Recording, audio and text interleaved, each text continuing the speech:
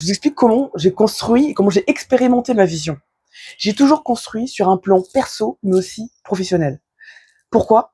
Parce que les deux sont complémentaires. Parce que l'un va alimenter l'autre. Et je me suis aperçu que ignorer cet équilibre, c'était freiner ma propre évolution. Pourquoi?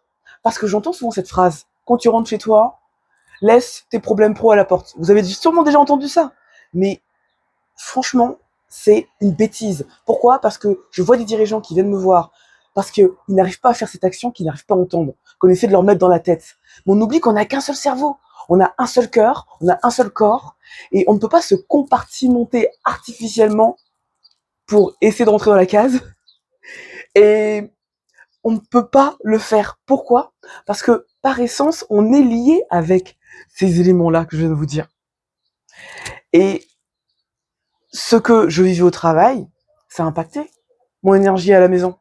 Ce que je vivais à la maison, ça a influencé ma présence, ma clarté de décision dans mon entreprise.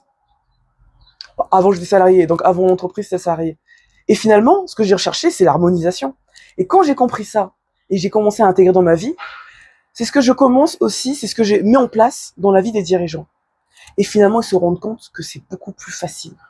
Ils se rendent compte qu'ils ont moins besoin de s'écarteler. Et je travaille avec le dirigeant, l'alignement entre sa vie pro et la vie pro. Et du coup, comment ça se passe pour eux? Ils sont plus concentrés. Ils prennent des décisions beaucoup plus claires et alignées. Et ma question, c'est est-ce que tu as déjà ressenti cet alignement ce désalignement du moins entre la vie pro et la vie perso? Et comment tu as essayé de trouver une solution à ça?